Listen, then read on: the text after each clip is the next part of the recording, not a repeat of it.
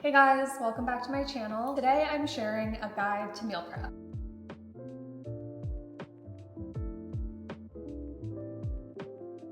If you want to be healthy and cook your own food, considering we have typically 3 meals a day, that's a lot of extra time throughout the day that you're spending cooking. So meal prep can be a great tool because it allows you to block some time on one day. I like to do it on Sundays, for example. And for me, it's an opportunity to prep core ingredients that then I can use throughout the week instead of cooking chicken or cooking quinoa every single lunch. I have it ready in a Tupperware in the fridge. Knowing that I have these core ingredients that I can easily build meals around, it makes it so much easier. I'm pulling those ingredients together and maybe I'm chopping up a salad or some veggies, or I may even have a salad ready to go in the fridge. My husband and I both have busy jobs, so if we want to be healthy, we have to set ourselves up for success using tools like meal prep. Otherwise, it's just too hard. There's no time. Today, I'm going to show you exactly what we like to meal prep on Sundays. We've been doing this for months and it's been so helpful, especially for lunches. That was something that was really hard for us. Lunches are such a breeze because we have our core ingredients ready to go and we can just quickly build a meal around that. If you want to check out my healthy grocery list, I'll link it in the description box down below. Those are all of the things that I typically get in a week. Obviously, sometimes it changes week to week, but this is our basic list that we start with and items that we always like to have on hand. So we're gonna jump right into it and start meal prepping for this week.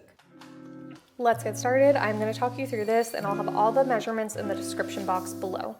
First, we're going to measure out our quinoa and we're going to rinse it. I use a really fine mesh colander so that we don't lose any of the quinoa as we're running water over it. And I really want to rinse it well. I like to use a sprouted quinoa too because it's easier to digest. So then we're adding it to our rice cooker. I love this rice cooker, it's so cute.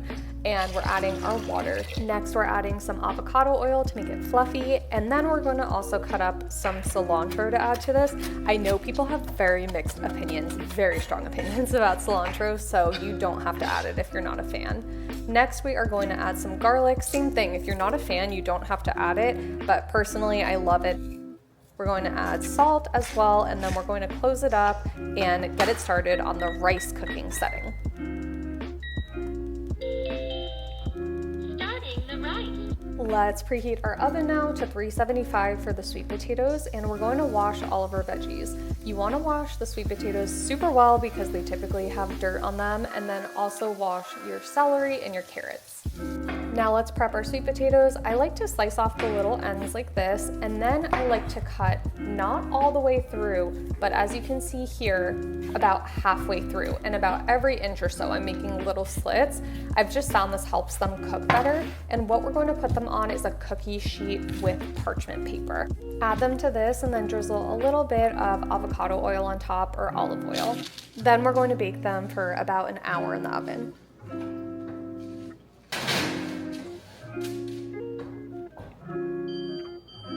Now let's start prepping the beans. So these are the most veggie-packed beans, which is why I love them because we're adding a ton of celery and carrots in here. And today we're just doing 1 can of beans, but typically I do 2 cans and I add even more carrots and celery. We're going to chop up the celery and carrots very small. You want them tiny little mince. And Jimmy is grabbing me some garlic because we're gonna add that to the pan too.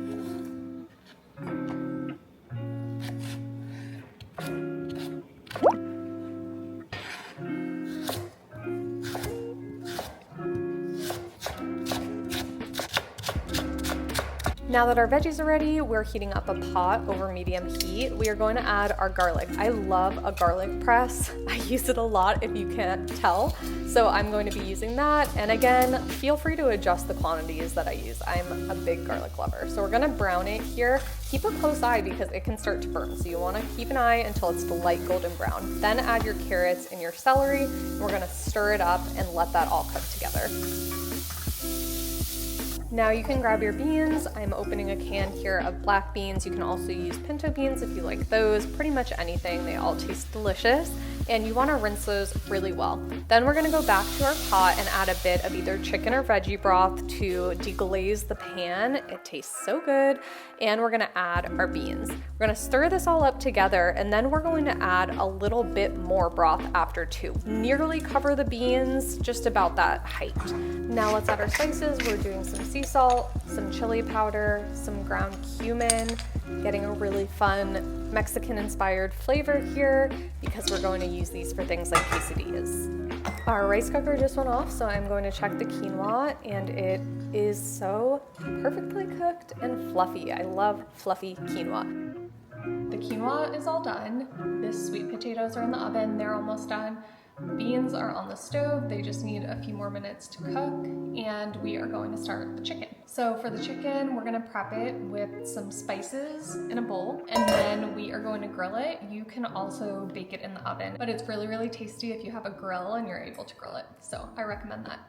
For the chicken, we are going to use a package of organic, free-range chicken breast. I always try to get the highest quality chicken that I can, and we are going to rinse it off. I feel like you always want to rinse that chicken. You want to trim any fat too. And then I'm drying it with a paper towel and adding it to my metal bowl.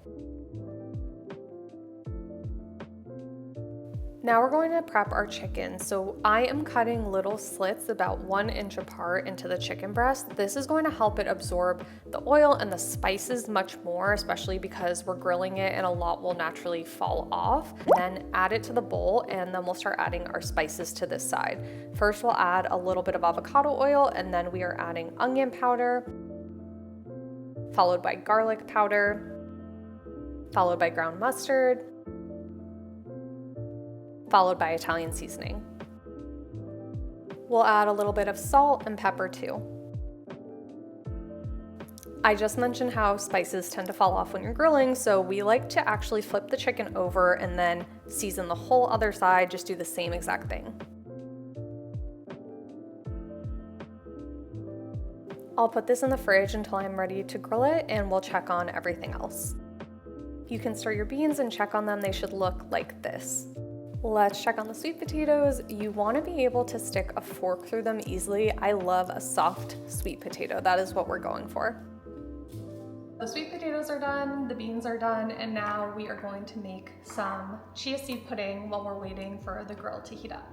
We're going to make a classic chia seed pudding. I like to save my little jars like this, but you can use a bowl or Tupperware, whatever you have available. We're going to add chia seeds first, and then we are going to add a plant-based milk. I like to use cashew milk. You'll see throughout this video just how good my aim is.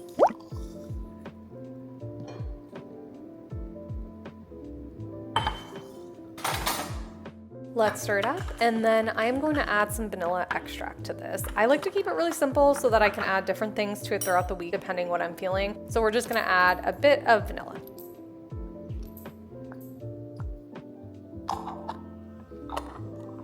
Let's shake it up really well. You don't want clumpy chia pudding, and then you can put it in the fridge.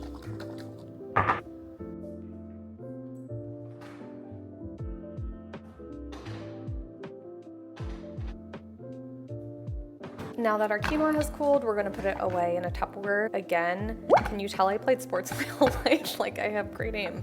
I am all about the efficiency as we're meal prepping. I just love the feeling of checking it off and putting them away as they're done. So we're putting away the black beans in a Tupperware. We are putting away our sweet potatoes. Make sure you let things cool enough before you close them up in the Tupperware and put them in the fridge. It is time to grill the chicken. We used pure lump charcoal and an electric heater to get everything started and get it to about 400 degrees. Then we like to limit the airflow to let it cool to about 375 and add the chicken. We cook it for about 8 minutes on one side, and then we're gonna flip it. You see those nice grill marks and that brown color? That's what we're looking for. It's always a good idea to double check with a thermometer and make sure the internal temperature has reached 165 Fahrenheit.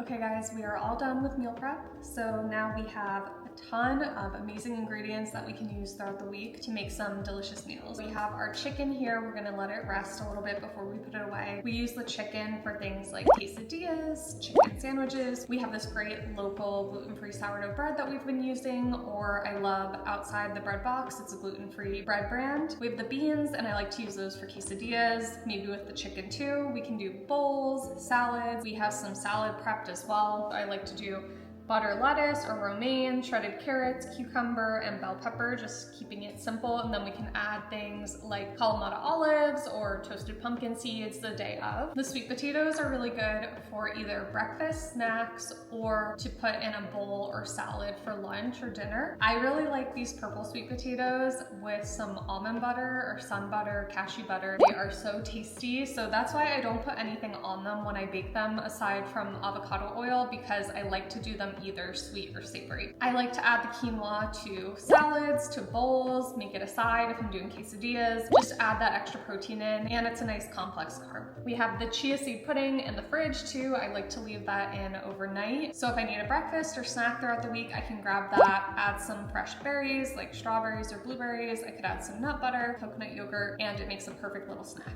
I hope you got some recipe ideas and inspiration from this meal prep that we do, our little Sunday reset. Honestly, we do pretty much the same thing every weekend. Sometimes we'll change the seasoning that we put on the chicken, for example. That's the thing that really changes the most. But I just like to keep it simple, and then throughout the week, depending what I'm craving, if I want Asian food, I can take the chicken and I can add some coconut aminos to it or some rice vinegar or make a soy-free teriyaki sauce. Just by keeping things really basic, that allows you to have the option throughout the week. If you're craving something in a specific cuisine, you can just add some spices, some sauces. If you're about to start meal prepping, good luck. I hope that it makes your week a lot easier. I think everything total that we were doing took me maybe 2 hours. If you time it well and you start with the things that take the longest amount of time and move backwards from there, you can really save a lot of time later throughout the week. I hope that by investing this time in yourself on a Sunday, for example, you get to enjoy some healthy meals throughout the week without all of the work. Don't forget to like this video and leave a comment. Let me know what you're most excited to try. I'd love to know if you try anything. And subscribe to my channel for more